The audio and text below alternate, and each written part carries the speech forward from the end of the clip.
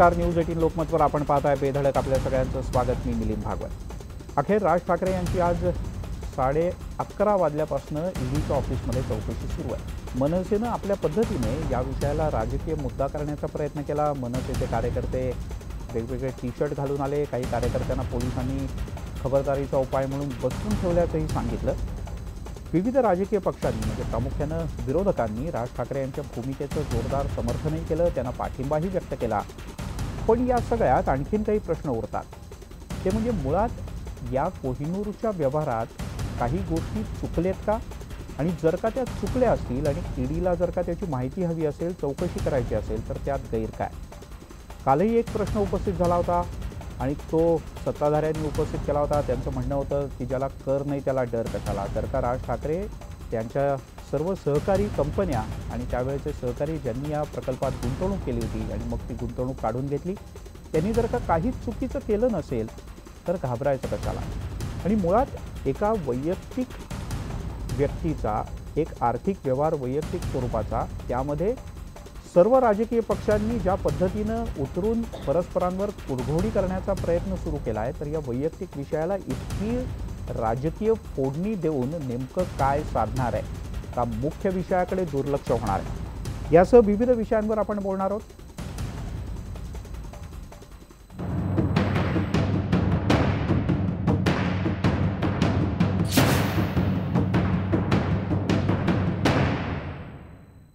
कोहिनूर राज यांना भोवणार का, आणि याबद्दल बोलण्यासाठी आपल्यासोबत आहेत ज्येष्ठ पत्रकार हेमंत देसाई, डॉक्टर राजू वाघमारे काँग्रेसचे प्रवक्ते, विद्याताई चव्हाण काँग्रेसच्या आमदार, राष्ट्रवादीच्या आमदार आणि प्रवक्ते आपल्यासोबत आहेत.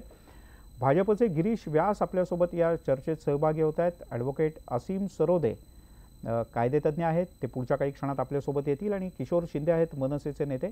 आपल्या सगळ्यांचं स्वागत. सगळ्यात सुरुवातीला किशोर शिंदे यांच्यापासून सुरुवात करूयात. किशोरजी, राज ठाकरे 2005 सालचं हे प्रकरण आहे. वैयक्तिकरित्या राज ठाकरे यांनी त्यांच्या व्यावसायिक भागीदारांच्या बरोबर हा सगळा व्यवहार केला होता. आज राजकीय पक्ष म्हणून तुम्ही या सगळ्या मैदानात उतरला आहात. तुम्हाला असं वाटत नाही की एका वैयक्तिक व्यवहारात राजकीय पक्ष म्हणून इतक्या खोलवर उतरायचं कारण काय? एक व्यवहार असेल तर त्याची त्या दृष्टीनं चौकशी झाली तर तुम्हाला हरकत काय?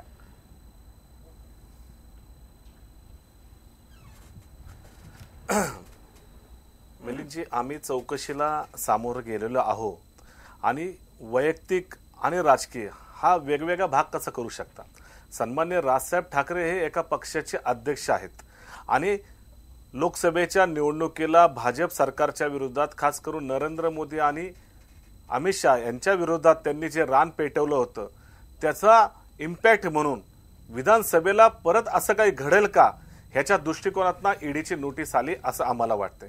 आज जर 2005 पासून हा प्रकरण पेंडिंग होतं तर आत्ताच नोटीस का आली? विधानसभेनंतर आली असती नोटीस, अगोदर नोटीस आली असती. विधानसभेच्या तोंडावरती राजसाहेबांना कुठेतरी बिझी करायचं, त्यांना कुठेतरी गुंतवायचं, हा दृष्टिकोन भाजपचा आहे. त्याच्यामुळे ही नोटीस आली असं आम्हाला वाटतंय. बरं, आणि म्हणून तुम्ही एक राजकीय पक्ष म्हणून याच्यात उतरलात. पण डॉक्टर राजू वाघमारे, एका व्यक्तीने नाही, आम्ही राजकीय पक्ष आहोतच ना. ह्यात उतरण्याचं कारण काय? म्हणजे आज राजसाहेबांनी आवाहन केलं की कुणीही ईडीच्या ऑफिसला येऊ नये. महाराष्ट्रातल्या सैनिकांना आवाहन केलं, कुणी ईडीच्या ऑफिसला आलं नाही. ईडीच्या ऑफिसला जर आम्ही आलो नाही तर ह्याच्यात राजकीयचा विषय कसा काय तुम्ही सांगू शकता? बरं, नाही, सोशल मीडियात आणि बाकी सगळ्या ठिकाणी ज्या पद्धतीनं मनसे आणि त्यांच्या सहकाऱ्यांनी जी काही मोहीम राबवली त्यावरनं असं स्पष्टपणे लक्षात येतं की हा विषय केवळ एका कंपनीतल्या गैरव्यवहार किंवा योग्य असलेल्या व्यवहाराबद्दलचा न राहता राजकारणाच्या दृष्टिकोनातनं राजसाहेबांवरती साहजिक आहे ना, त्यांनी राजकारणाच्या दृष्टिकोनातच राजसाहेबांवरती ईडीची नोटीस बजावली. तुमची भूमिका लक्षात आली. ह्या गोष्टी प्रतिक्रिया म्हणून जनमानसात येणारच आहे. हेतूने अडकवलं गेलं तर ईडीच्या चौकशीतनं काही गोष्टी समोर 100%. जर का ते योग्य असेल तर त्याचं योग्य म्हणून स्वागत केलं जाईल. जर का ते अयोग्य असेल तर त्याच्यावर अयोग्य म्हणून त्याबद्दल बोललं जाईल. ठीक आहे राजू वाघमारे, तुम्हाला असं नाही वाटत की एखाद्या कंपनीने जर का नाही, पण राजसाहेबांनी सांगितलं ना की ईडीच्या चौकशीला मी स्वतः जाणार आहे, नंतर त्या व्यवहाराची नोंद केली. तुम्ही डॉक्टर आहात, तुमचा अभ्यास आहे, तुम्ही अर्थकारणावर सुद्धा बोलता, तुम्ही बजेटवर भाषण देता, तुम्हाला असं नाही वाटत की हे अयोग्य आहे तांत्रिक दृष्ट्या?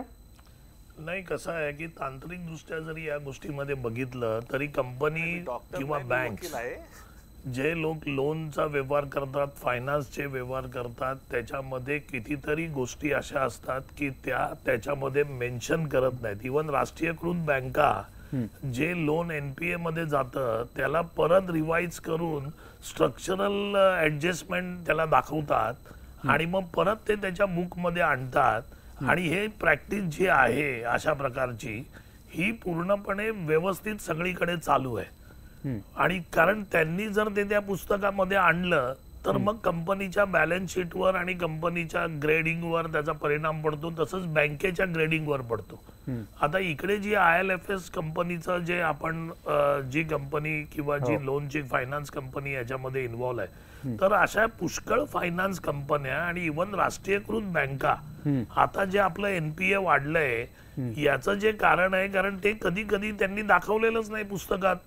त्यांनी ते जे लोन आहे, आपण जे गावच्या भाषेत म्हणतात, प्रेक्षकांना कळेल म्हणून सांगतो की जशा पद्धतीने शेतकरी आपलं नवं जुनं करतो त्या पद्धतीने बँक दाखवते की नवं जुनं करते ती, आणि ते कंटिन्यू ते लोन त्याच्यामध्ये येतं, म्हणून ते त्याच्यामध्ये ते डिफॉल्ट मध्ये किंवा दुसऱ्या याच्यामध्ये जात नाही.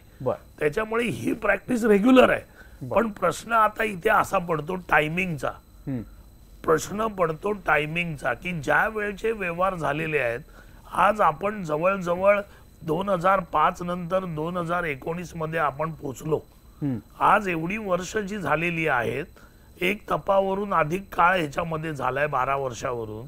मग आताचं जे टायमिंग आहे, हे टायमिंग कसं काय बाहेर आलं, ह्या सगळ्या गोष्टी आता बाहेर काढण्याचं कारण काय?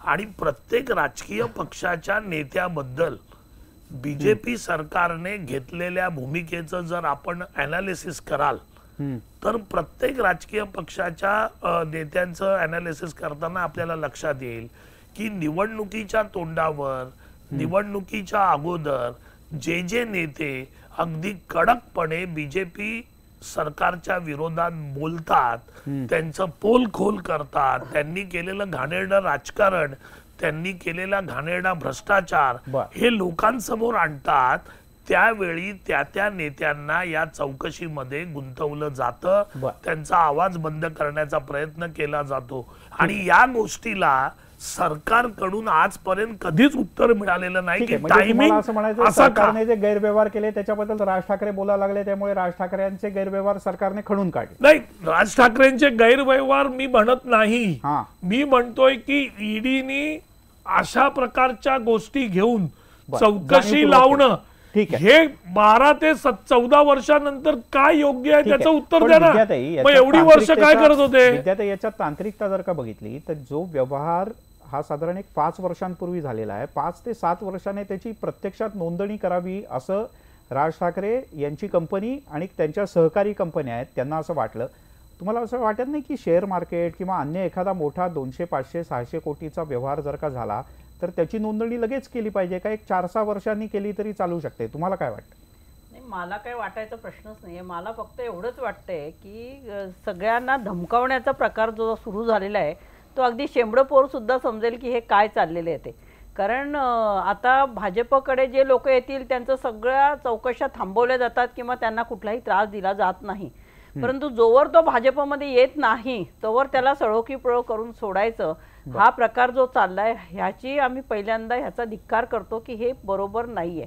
आता राज ठाकरेंनी काय व्यवहार केले काय नाही तर ह्याच्याविषयी म्हणजे काही दुमत असायचं कारण नाही. जे काय चौकशी असेल त्यांनी स्वतःही सांगितलेलं आहे की करा. परंतु हे प्रकार जे चाललेले आहेत म्हणजे अगदी केंद्र शासनाकडनं आणि आता महाराष्ट्रात सुद्धा जे प्रकार झाले, मला आठवतं काही दिवसापूर्वी मी बातमी वाचली होती की लोकसभेच्या निवडणुकांनंतर आता जे झालं ते झालं, राज ठाकरेंनी पुन्हा आमच्याकडे यावं अशा प्रकारचं आव्हान इथल्या नेत्यांनी केलं होतं. मुंबईच्या नेत्यांनीच केलं होतं. आशिष शेलार असतील, विनोद तावडे असतील किंवा आणि कोणी असतील यांनी केलेलं मी वाचलेलं आहे. आणि प्रतिसाद दिला नाही आणि पुन्हा प्रतिसाद न देता बॅलेट पेपरवर निवडणुका व्हाव्या म्हणून सर्व राजकीय पक्षांना एकत्र आणण्याचं काम केलं. त्याच्यामुळे ही चौकशी सुरू झाली. खुलं आव्हान दिलं राज ठाकरे यांना, उलटी त्यांनी टीका केली आणि म्हणून तुम्ही त्यांना अडकवताय जाणीवपूर्वक. विद्यार्थ्यांचे आरोप मी फेटाळून लावतो. मुळात असं आहे की आता काही बोलायला उरलं नाही म्हणून असं बोलायचं. मुळात असं आहे की एखादी चौकशी सुरू असेल तर ते इन्कम टॅक्स असेल, ID असेल किंवा अधिक कुठली तत्सम चौकशी असेल, ही एखाद्या प्रकरणावरून केल्या जाते, सरकार दबावानं करून घेते, या म्हणण्याला कुठेही अर्थ नाही, हे आपण समजून घेतलं पाहिजे. या सगळ्या प्रकरणांच्या तारखा जर लक्षात घेतल्या तर आपल्याला लक्षात येईल की या तारखा जुन्या आहेत. या तारखांना कुठेही असा सुरुवातीचा असा कुठला आधार नाही किंवा भाजपने सुरू केली आहे या सरकारनं सुरू केला असं कुठेही या बाबतीमध्ये चर्चा नाही आहे. 2005मध्ये एखादा व्यवहार झाला, 2008मध्ये त्याच्या कंपनीमधून राजसाहेब बाहेर निघाले, 2011पर्यंत चौकशी. आणि मी आत्ता वाघमारे साहेब जे सांगत होते ते अगदी खरं आहे की क्लीन आपले बॅलन्स शीट क्लीन करण्याचा जो आटापिटा अनेक आर्थिक संस्था ज्या पद्धतीने करतात, आता रिझर्व्ह बँक ज्या पद्धतीने कडक धोरण लावत आहे त्याच्यातून ते शक्य होत नाही. NPA दाखवत नाही. आणि आता जेव्हा NPA येतं तेव्हा लक्षात येतं असं की ज्या INDFS कंपनीने फायनान्स केला त्याच्याबरोबर 91,000 कोटीच्या जवळपासचा हा सगळा घोटाळा विविध संस्थांना दिलेला आहे. आणि त्यातून जर हा प्रकरण जर चौकशीला गेलं तर मला असं वाटतं याच्यामध्ये राजकारण करू नये. राजसाहेब याच्यामध्ये नसतील, त्यांचा व्यवहारामध्ये कुठे दोष नसेल तर ते EDच्या याच्यातून निमित्त बाहेर पडतील, याच्यामध्ये कुठेही अडचण जाणार नाही. पण हे धमकवण्याचं काम आहे. राजकीय पक्ष म्हणून सरकार किंवा भाजप धमकवते म्हणण्याला कुठेही अर्थ नाही, हे याच्यातनं मात्र निश्चित रूपानं आपण समजून घेतलं पाहिजे. आता हायकोर्टाने MS कोऑपरेटिव्ह बँकेच्या मला एकच प्रश्न पडलेला आहे, मला एकच प्रश्न पडलेला आहे. सभागृहात सुद्धा विरोधी पक्ष नेत्यांनी तुमचे भ्रष्टाचाराचे, तुमच्या 21 का 22 मंत्र्यांचे भ्रष्टाचाराचे घोटाळे बाहेर काढले. इव्हन देवेंद्र फडणवीसांनी जी ULC ची जमीन होती ती 2,611 एकर हेक्टर जमीन ही परवडणाऱ्या घरांसाठी देणं आवश्यक होती, ती दिली नाही. मग ह्या सगळ्या गैरव्यवहारांची एक तरी चौकशी झाली का तुम्ही मला सांगा ना. गिरीश व्यासजी जरा बोलू द्या ना, तुम्ही मला बोलू द्या ना. गैरव्यवहार फक्त विरोधकांनी जाण्याची सरकारमध्ये जितके गैरव्यवहार झाले त्यांना सगळ्यांना तुम्ही क्लीन चिट देता आणि आमच्या लोकांचे काहीही नसताना सुद्धा तुम्ही त्याचा एवढं मोठा बराचसा कावळा करताय. बोलू द्या ना, मला त्यांनी बोलायला परवानगी दिली आहे. केवळ विरोधक बोलतात, केवळ तुम्ही बोलताय म्हणून खरं आहे का, तर असे कुठलेही आरोप बोलू द्या ना, बोलू द्या. आणि त्यामुळे या विषयामध्ये तुमचा मुद्दा लक्षात आला, मी काय बोलायचं, मुद्दा लक्षात आला, माझं बोलण्याच्या मध्ये काय बोलताय ते स्वतःच बोलत राहतायत, ते स्वतःच बोलत राहतायत. तुमचा मुद्दा लक्षात आला. आपण चर्चेमध्ये थोडेसे पुढे जाऊयात, आपण चर्चेत थोडेसे पुढे जाऊयात. देसाई सर, मुळात याच्यात अगदी वर करणी म्हणजे सोप्या याच्यात जर का सांगायचं झालं तर एक सरकारची कंपनी तिच्या सबसिडरी कंपनी मार्फत एखाद्या कंपनीला पैसे देते, म्हणजे गुंतवणूक करण्याकरता ॲडव्हान्स करते, अचानक त्याच्यातनं गुंतवणूक काढून घेतली जाते, पुन्हा कुठलंही ठोस कारण नसताना पुन्हा एकदा गुंतवणूक केली जाते. बरं, हा सगळा व्यवहार 2011ला असताना 2011 ते 2018 पर्यंत त्याचं रजिस्ट्रेशन होत नाही, त्याची कुठेच नोंदणी होत नाही इतक्या वेळेला ट्रान्झॅक्शन झाल्यानंतर, आणि 2017मध्ये अचानक त्याची नोंदणी होते. तुम्हाला असं वाटत नाही की वरकरणी याच्यात कुठेतरी काहीतरी गफलत आहे किंवा चूक आहे? म्हणजे आपण हे लक्षात घेतलं पाहिजे की याची आर्थिक बाजू काय आहे. त्याच्यामध्ये पहिल्याने उन्मेष आणि राज ठाकरे म्हणजे मनोहर जोशी आणि राज ठाकरे एकत्र आलेले होते, त्यांनी बोली लावली. आता ही NTC ही पब्लिक सेक्टरमधली कंपनी आहे, बरोबर. इन्फ्रास्ट्रक्चर लिझिंग हे इन्फ्रास्ट्रक्चरमध्ये जो फायनान्स पुरवायला पाहिजे आणि जो उपलब्ध होत नाही, जो दीर्घकालीन अर्थपुरवठा असतो तो उपलब्ध सहजासहजी होत नाही, म्हणून ती कंपनी स्थापन झालेली होती. आत्ता त्या कंपनीचं संपूर्ण जे अर्थकारण आहे ते कोसळलं, त्याला 2च वर्ष झालेली आहेत. म्हणजे तुम्ही जे म्हणताय ना जुनं प्रकरण आत्ता का आलं, 2017 साली ते प्रकरण त्या कंपनीचं आल्यानंतर आपण हेही लक्षात घेतलं पाहिजे की ती कंपनी बुडाल्यामुळे सगळा गोंधळ झाला आणि ज्यामुळे अनेक वित्तीय कंपन्यासुद्धा धोक्यात आल्या आणि म्हणून मध्यंतरी जे लघु आणि मध्यम क्षेत्रांचा अर्थपुरवठा करण्यासंबंधी जो क्रायसिस झाला आणि रिझर्व्ह बँकेला सांगायला लागले की बाबा यांच्यासाठी काहीतरी तुम्ही व्यवस्था करा, हे सगळं जे आहे ते तिथपर्यंत जाऊन पोचतं. त्यामुळे लघु मध्यम उद्योजक असतील, सामान्य माणूस असतील, त्याच्यातली इन्व्हेस्टमेंटसुद्धा सामान्य माणसांची आहे. इन्फ्रास्ट्रक्चर IL&FSमध्ये अनेक जणांवर गुन्हे दाखल झालेत, अनेक जणांच्या अटका झालेल्या आहेत आणि अनेकांना तुरुंगातही टाकले आहेत, त्याच्यामध्ये डायरेक्टर्सपासून अनेक जणांचा समावेश आहे. त्यामुळे हा जो पैसा आहे तो तो तुमचा आमचा पैसा आहे, तो इन्व्हेस्ट झालेला आहे आणि त्यामुळे त्याची चौकशी केलीच पाहिजे. करण्यासाठी कोणीही त्याला विरोध करण्याचं कारण आहे. आम्हाला राज ठाकरेंशी घेणं नाही, आम्हाला राष्ट्रवादीशी देणं घेणं नाही आहे, काँग्रेसशी देणं नाही. याबाबत हा सामान्यांचा पैसा आहे, त्यामुळे त्याची चौकशी झाली पाहिजे. अजून कोणाची गुंतवणूक असेल तरी सुद्धा झाली पाहिजे. पण एक मुद्दा लक्षात घ्या, 2008 साली जागतिक मंदी आलेली होती. म्हणजे राज ठाकरेंनी पैसे घातले काढले का, त्यावेळी प्रोजेक्ट पुढे जात नव्हते. त्यांची गुंतवणूक जर अडली असेल तर त्यांनी बाहेर पडणं याच्यात म्हणजे तो योग्य निर्णय असं माझा म्हणजे योग्य व्यावसायिक करायला पाहिजे. पण दुसरी गोष्ट म्हणजे हा आपण प्रश्न विचारू शकतो, हा पैसा त्यांच्याकडे आला कुठून, एवढा पैसा. इवन मनोहर जोशींचे व्यवसाय आहेत वेगवेगळे. राज ठाकरेंचा एवढा मोठा व्यवसाय होता की इतकी इन्व्हेस्टमेंट ते करू शकले, इतकी बोली लावू शकले. हा एक प्रश्न कोणाला वाटला तो स्वाभाविक. 60 कोटी तो मोठी रक्कम म्हणजे हे पैसे कुठे. पण याच वेळी आपण हे विचारात घेतलं पाहिजे की भारतीय जनता पक्षाचे जे आमदार आणि खासदार आहेत त्यांची संपत्ती याच्या संबंधी वेगवेगळी माहिती प्रसिद्ध झालेली आहे. निवडणूक आयोगाला जी सादर करायला लागते त्यामध्ये सगळ्यात जास्त श्रीमंत लोक आहेत ते भाजपमधले आहेत. आणखी एक गोष्ट सांगतो, हे सगळं भ्रष्टाचार एक मिनिट भ्रष्टाचाराचा सगळा सिलसिला सुरू झाला ना, जे सुखराम काँग्रेसच्या काळामध्ये त्यांनी भ्रष्टाचार केल्याचा आरोप होता ऐका, त्या सुखरामांना भारतीय जनता पक्षाने स्वागत करून आपल्याकडे घेतलं. त्यामुळे भ्रष्टाचाराला हा पक्ष विरोध करणार आहे, हा मुळी पूर्णपणे बोगस गोष्ट आहे. ही अजिबात त्यांचा विरोध नाही. विरोधी पक्षाचा जे भ्रष्टाचार त्यांच्या डोळ्यात चलतो, आपल्या लोकांचा चलत नाही. याचं ताजं उदाहरण म्हणजे तेलुगू देशांच्या लोकांना 4 खासदारांना त्यांनी आपल्याकडे घेतलं, त्यांच्यावर भ्रष्टाचाराचे आरोप होते ते मागे घेतले. बरोबर. हा त्याच्यातला राजकीय भाग सगळा देसाई सरांनी आपल्याला समजावून सांगितला. पण त्याच्यातला आर्थिक भाग आहे, म्हणून तर नंतर राजकीय भागाला सुरुवात झाली आणि तो राजकीय भाग आता मोठा वाटतो आणि आर्थिक भाग आपल्याला छोटा वाटतोय. आपल्यासोबत कायदेतज्ञ आहेत असीम सरोदे. असीमजी, याच्यात राजकीय आरोप प्रत्यारोप या विषयातना निवडणुका संपेपर्यंत होतच राहणार, त्यात काहीच वाद नाही. ज्या पद्धतीनं हा विषय आता राजकीय स्तरावर हाताळला जातोय, पण तुम्हाला असं वाटत नाही की चौकशी तर होऊ द्या, जो चौकशीलाच काही जणांचा विरोध आहे राजकीय पक्षांचा. आता तरी म्हणतात काही राजकीय पक्ष की चौकशीला आमची काही हरकत नाही, पण प्रत्यक्षात त्यांचा चौकशीलाही विरोध असतो. असं करून कसं चालेल?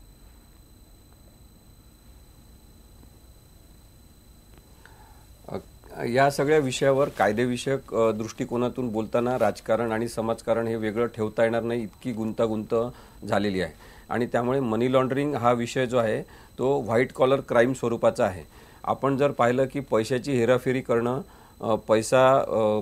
काळा पैसा पांढरा करणं आणि तो व्यवहारात आणणं काळा पैसा एका प्रकारे, तर असे गुन्हे सामान्य माणसापासून तर राजकीय लोकांपर्यंत सगळेच जण करतात. म्हणजे आता मी, तुम्ही, आपण इथे सगळेजण बसलेले जेव्हा एखादं घर खरेदी करतो तेव्हा पण एक समोरचा माणूस म्हणतो की मला इतके व्हाईट पाहिजे, इतके ब्लॅक पाहिजे, म्हणजे इतके कॅश पाहिजे आणि इतके तुम्ही मला रेकॉर्डवर दाखवू शकता. आणि तसे व्यवहार सगळे होतात.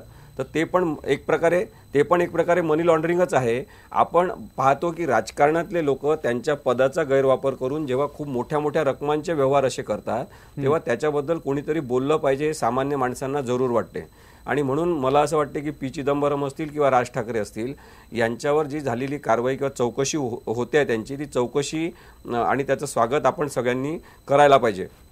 परंतु मग पुढे आपण याचा पण विचार करायला पाहिजे, जो मला वाटते आपल्यापैकी काही वक्त्यांनी त्याचा उल्लेख केलेला आहे की जर मनी लॉन्ड्रिंग त्यासाठी शिक्षा 3 ते 7 वर्षाची कायद्यामध्ये दिलेली आहे, अँटी करप्शन लॉ आहे आणि करप्शन भ्रष्टाचाराची व्याख्या सतत व्यापक केलेली आहे कोर्टांनी, तर मग अशा प्रकारच्या भ्रष्टाचारी लोकांवर सगळ्यांवरच कारवाई झाली पाहिजे.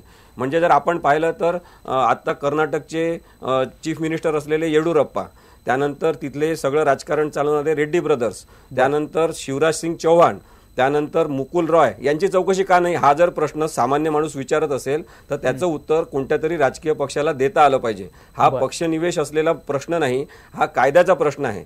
कायदा आणि मग मला अजून एक मुद्दा मांडायचा आहे महत्त्वाचा की आपण एवढा कुणाबद्दल तरीचा द्वेष जो मोठा करून आपण बघतो आणि तो द्वेष आपला एवढा गडद करून टाकतो की आपल्याला ड्यू प्रोसेस ऑफ लॉ नावाची कायद्याची प्रक्रिया क्षुल्लक वाटायला लागते त्याच्यासमोर. अशा प्रकारची प्रक्रिया वाईट आहे. त्यामुळे चौकशी झाली पाहिजे, कारवाया झाल्या पाहिजे, अटक झाली पाहिजे, केसेस चालल्या पाहिजे आणि जे गुन्हेगार असतील त्यांना शिक्षा सुद्धा झाली पाहिजे. परंतु ड्यू प्रोसेस ऑफ लॉ जर आपण नष्ट करणार असू, कायद्याची सगळी प्रक्रिया आम्ही वेठीस बांधून काही करू, असं जर काही लोकांचं म्हणणं असेल तर भारत देश म्हणून अंधकारमय वातावरणाकडे जातोय. बरोबर.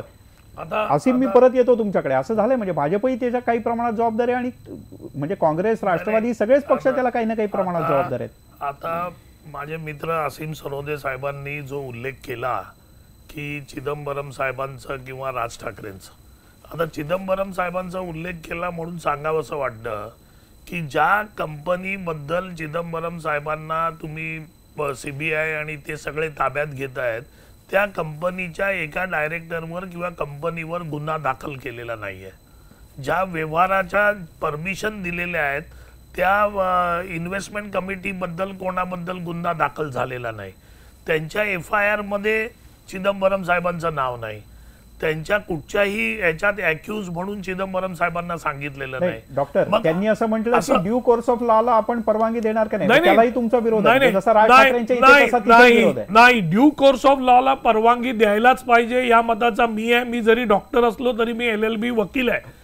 त्याला परवानगी दिलीच पाहिजे. पण परवानगी देत असताना आपण त्याचे जे विधिनिषेध करतो ते मग आपण व्यक्ती आणि पक्षाकडून आपण बाजूबाजूला का करतो. मुकुल रॉयचा उल्लेख झाला. मुकुल रॉयच्या विरोधात ज्यावेळी बीजेपी पूर्णपणे त्याला अटक करा, कोर्टात घाला, सुप्रीम कोर्ट सगळं करायला तयार होती, पण मुकुल रॉयनी जशी बीजेपी मध्ये उडी मारली ते शुद्ध झाले. आणि आर्थिक व्यवहाराच्या बाबतीत एक मिनिट, आर्थिक व्यवहाराच्या बाबतीत अमित शहाजींचा मुलगा जे 50 कोटीची कंपनी तिने 850 कोटी 1800 कोटी बनवले त्याची चौकशी कुठे झाली. त्यावेळी सगळ्यांनी मागणी केली की त्याची चौकशी करा. केली का चौकशी. ड्यू कोर्स ऑफ लॉ पाळला का तिकडे सगळ्यांनीच मान्य केला पाहिजे. तुम्ही त्याच्यात डावा आणि उजवा कसं काय करू शकता. ईडीने का नाही चौकशी केली की अमित शहाच्या मुलाचे एवढे पैसे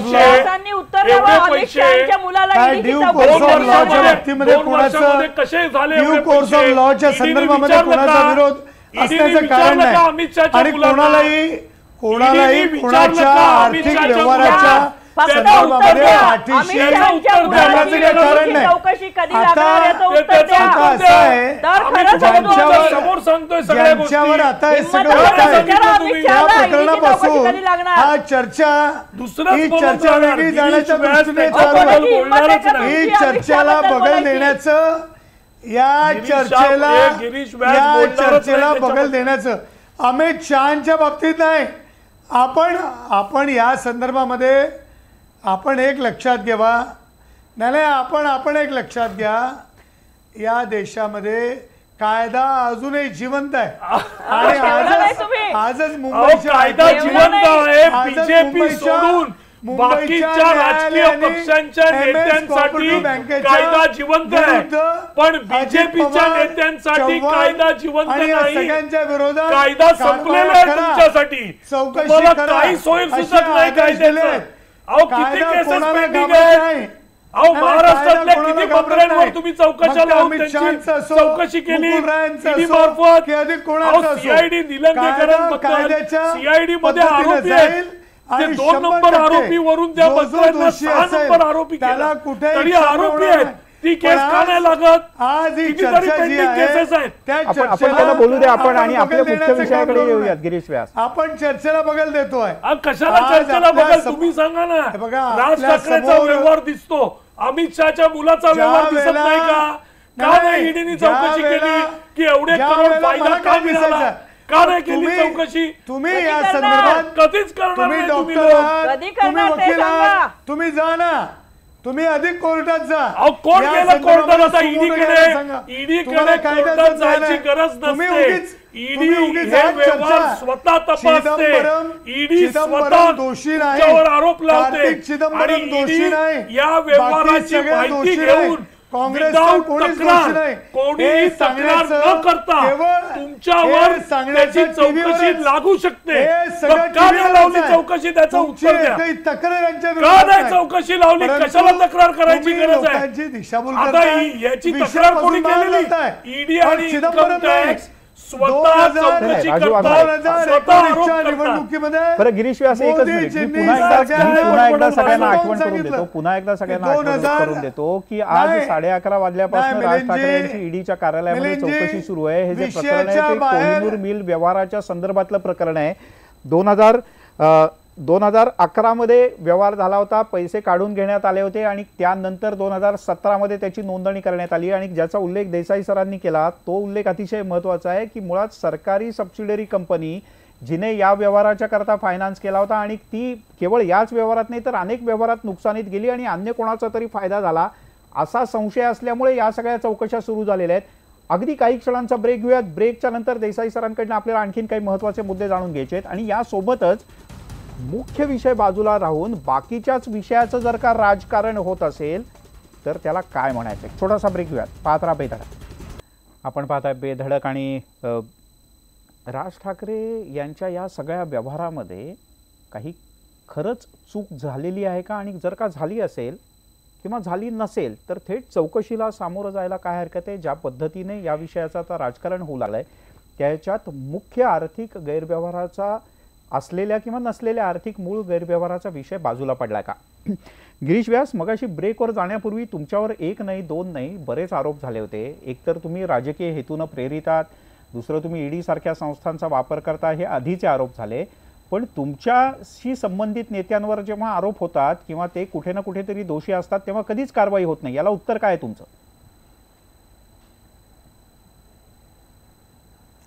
मिलिंदजी, मी आधीच सांगितलं की कायद्यासमोर सगळे लहान आहेत आणि कायदा सगळ्यांना सारखाच लागू आहे. बोलायला लहान आहे फक्त. कायद्याच्या अंतर्गत जो येईल आणि बरोबर त्यावर आहे. कारवाई. टीव्हीवर बोलायला योग्य आहे, राजीवजी, पण मी कारवाई वारंवार करू बोललो, नका. याच्या आधी बोललो. हे बरोबर, त्यांच्यावर फक्त इथे सांगायला बरोबर आहे. ज्या वेळेला मी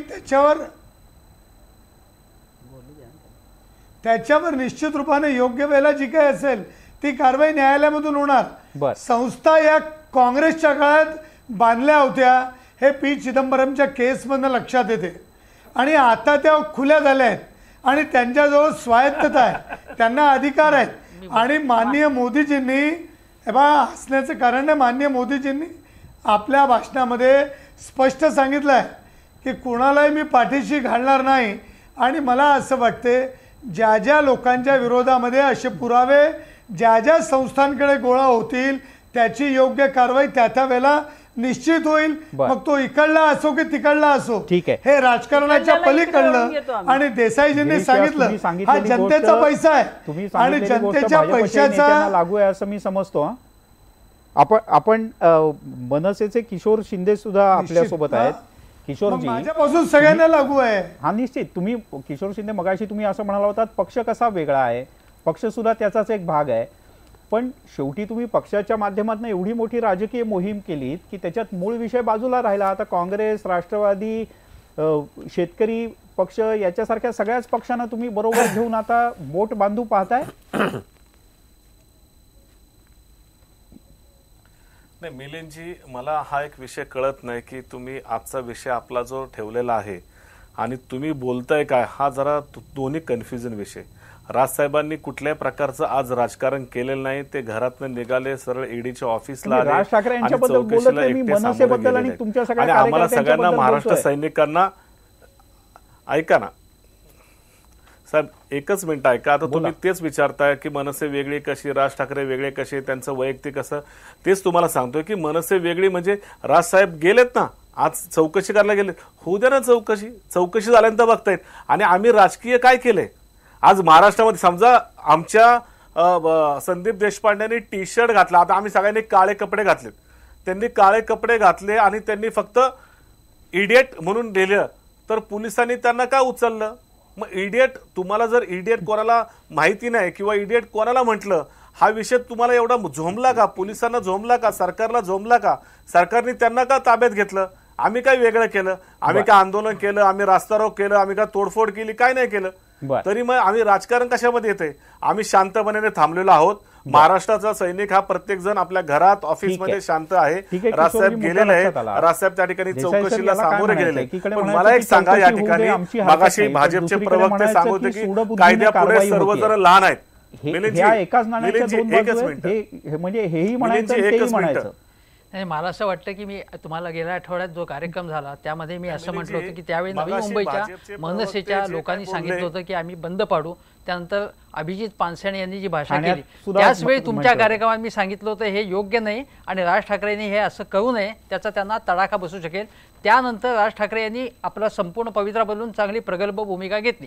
परंतु आम्ही राजकारण करत नाही असं काही नाही, तुम्ही व्यवस्थित राजकारण करताय आणि चांगलं राजकारण करताय असं मी उलट म्हणेन. याचं मी असं म्हणेन की तुम्ही जर त्याच्यामध्ये राज ठाकरेंचा काहीच रोल नसेल, वादग्रस्त व्यवहार केला नसेल तर मनसेला याचा फायदा होईल, नक्की फायदा होईल याचा.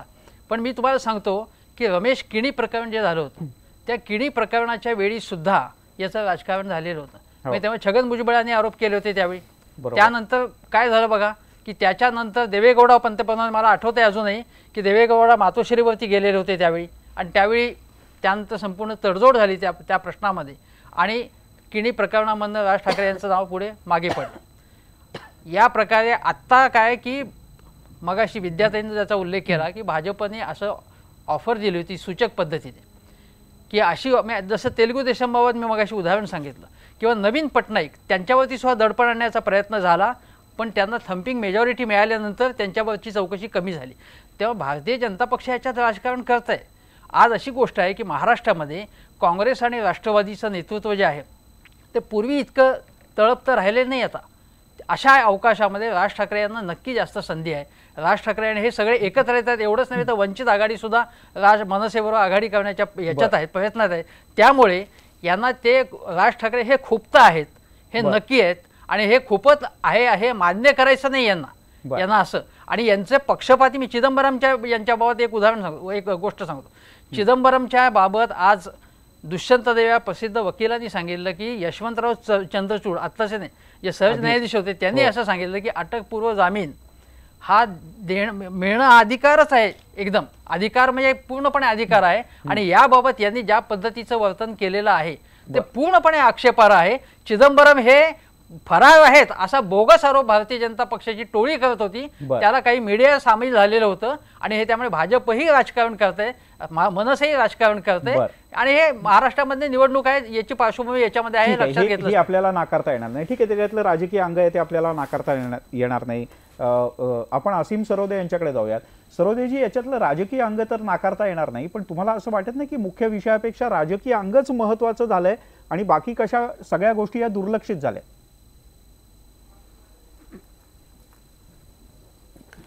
तर मनी लॉन्ड्रिंग कायदा जो आहे तो मुळात जो पैसा वेगवेगळ्या प्रकारे क्राईममधून येत होता आणि त्याच्यातून ड्रग ट्रॅफिकिंग जे होतं तर त्या संदर्भातला अटकाव करण्यासाठी आलेला होता.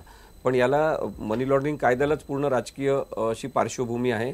जेव्हा युनायटेड नेशन्सच्या जनरल असेंब्लीमध्ये या संदर्भातला विषय आला आणि त्यांनी पॉलिटिकल डिक्लरेशन काढून हे सांगितलं की सगळ्या राष्ट्रांनी याच्याबद्दल कायदा करायला पाहिजे. त्यामुळे हे आपण राजकारण याच्यात असू शकते आणि ते आहे हे नाकारू शकत नाही अशा प्रकारच्या पैशाच्या वास्तवाच्या मागे. मला एक सांगायचं, आता हेमंत देसाई सर म्हणाले की याला जामीनच्या बाबत जो काही निर्णय देण्यात आला तो मला पण वाटते कायदेशीर याच्या क्षेत्रात काम करणारा म्हणून की अत्यंत चुकीचा आहे. इव्हन जे गर्ग म्हणून न्यायाधीश आहेत दिल्ली उच्च न्यायालयाचे, त्यांनी अत्यंत चुकीच्या पद्धतीने सल्ले देण्याचं काम केलेलं आहे. म्हणजे ते आउट ऑफ त्यांच्या लाईनच्या बाहेर जाऊन त्यांनी काहीतरी सांगण्याचा प्रयत्न केला आहे.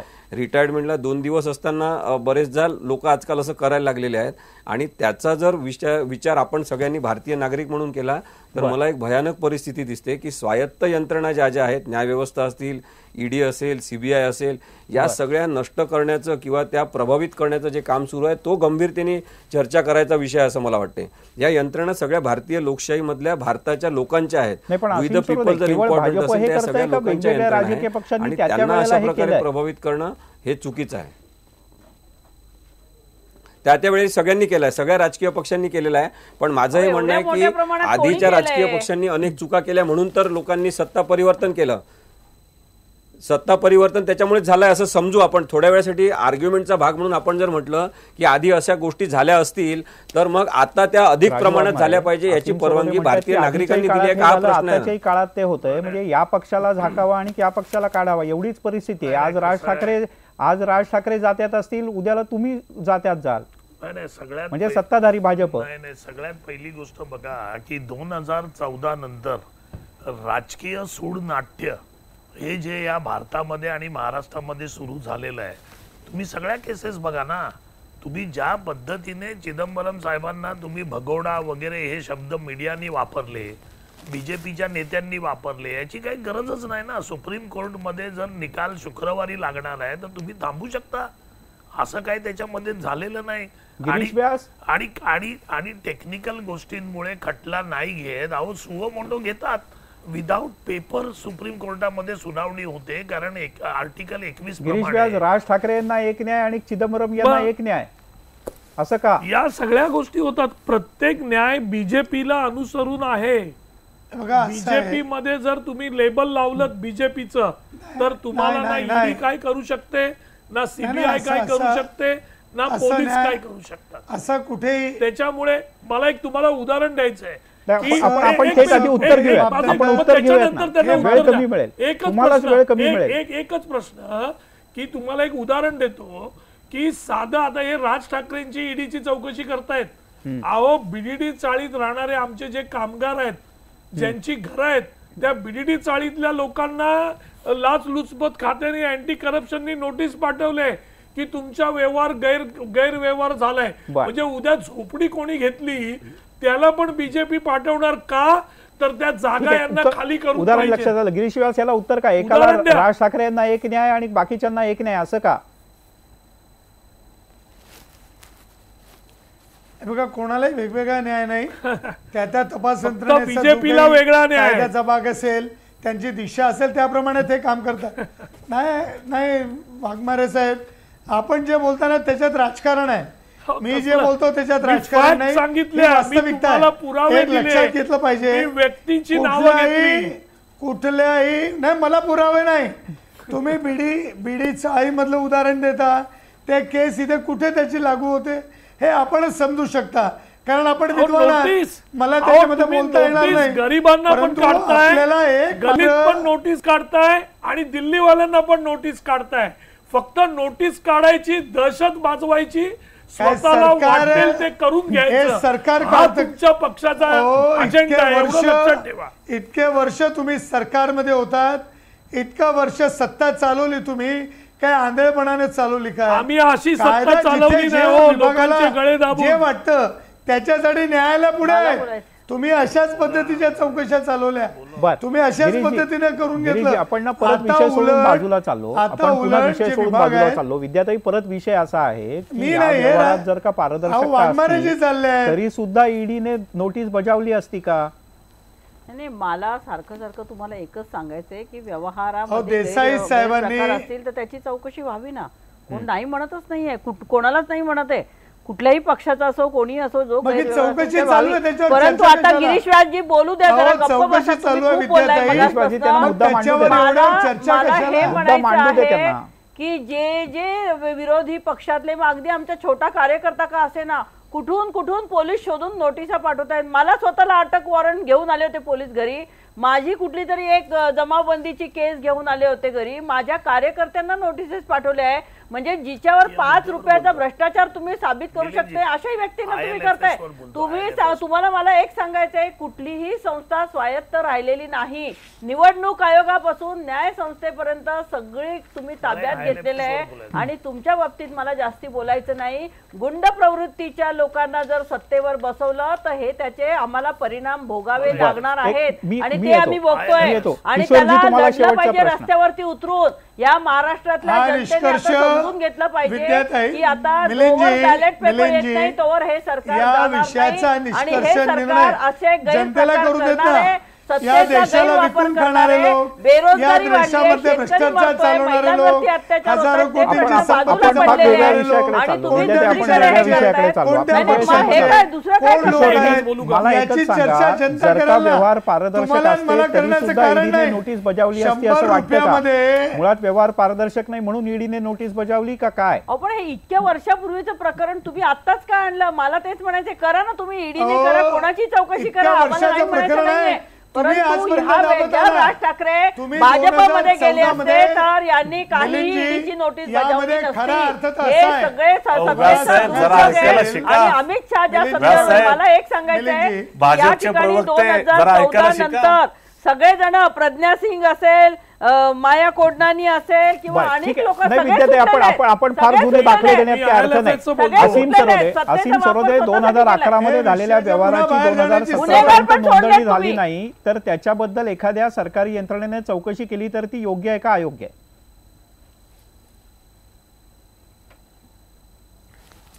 आर्थिक गैरव्यवहार हा खूप मोठा असू शकतो आणि त्याच्यानुसार त्याचा कालावधी ठरला जाऊ शकतो, परंतु एक रिझनेबल टाइम मध्ये चौकशी झाली पाहिजे अशी कायद्याची अपेक्षा असते की गुन्हा झाल्यानंतर त्या संदर्भातली चौकशी यंत्रणा जर एवढ्या ढिसाळपणे काम करत असेल आणि 2011 मध्ये काहीतरी झाल्यावर 2019 मध्ये ते उकरून काढत असेल तर नक्कीच या यंत्रणा राजकीय प्रेरित आहेत किंवा चौकशी करायची किंवा थांबवायची हे जर ठरवलं जात असेल तर मग आपण कायद्याचं राज्य राहिलं नाही असं समजू शकतो.